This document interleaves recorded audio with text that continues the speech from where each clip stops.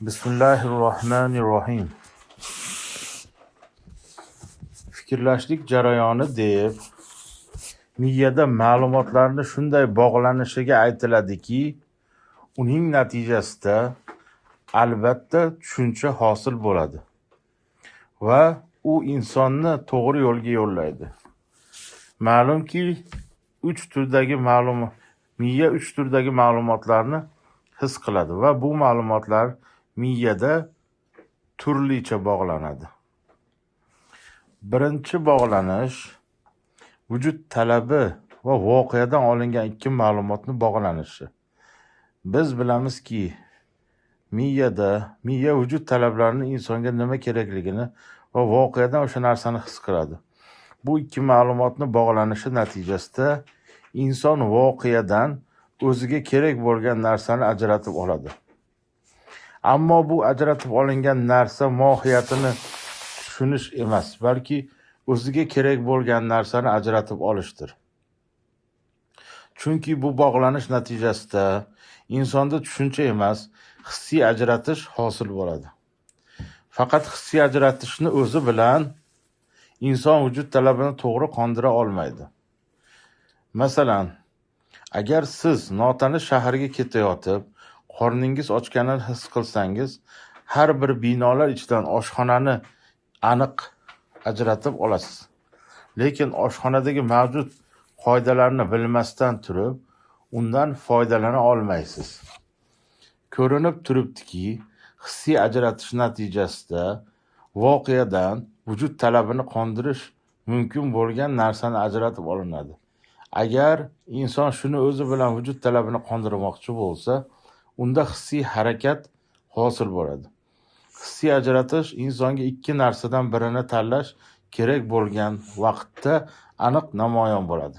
Inson bu narsaning mohiyatini tushunmasdan turib, ikki narsadan birini faqat to'g'ri bo'lgani uchungina ajratib oladi. Lekin u nima uchun to'g'riligini o'zi ham bilmaydi. Shuning uchun ham bunday holatda qilingan harakat o'zboshimchalik va hissiyotdan kelib chiqqan tabiiy harakatdir. Bunday shaxsda tushuncha shakllanish natijasida o'zboshimchalikdan kelib chiqayotgan harakatlar yo'qolib, ongli harakatlar hosil bo'la boshlaydi. Masalan, hali dinni haqiqatini to'liq tushunmasdan, biroq uni to'g'riligini his qilgan ba'zi insonlar hissiyotga berilib, o'zlaricha hammani birdek dinga da'vat qila boshlaydi. Bu tabiiy bo'lgan bo'lgan va hayotda ko'p uchraydigan oddiy holdir. Shuning uchun ham agar siz qilayotgan ishlaringizni to'g'ri ekanligini to'liq tushunib yetmagan bo'lsangiz, bu harakatingiz garchi sizga to'g'riga o'xshasa-da, asli noto'g'ri bo'lib qolish ham mumkinligini e'tiborga olishingiz shart. Chunki inson o'z yaratilish tabiatiga ko'ra o'zi uchun yaxshi bo'lgan narsani yomon ko'rishi va o'zi uchun yomon bo'lgan narsani yaxshi ko'rishi mumkin. Qur'oni Karimda aytiladiki, sizlar o'zingiz uchun yaxshi bo'lgan narsani yoqtirmasligingiz va sizlar uchun yomon bo'lgan narsani yaxshi ko'rishingiz mumkin. Alloh bilur, sizlar bilmassiz. Baqara 216-oyat. Xulosa qilib shuni aytish mumkinki, hissiy ajratish hamma insonda ham sodir bo'ladigan tabiiy jarayondir.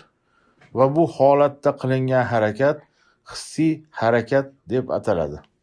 Natijasi qanday tugashi muhim bo'lmagan ishlarda hissiyotdan kelib chiqqan harakatlar o'ta xavfli emas.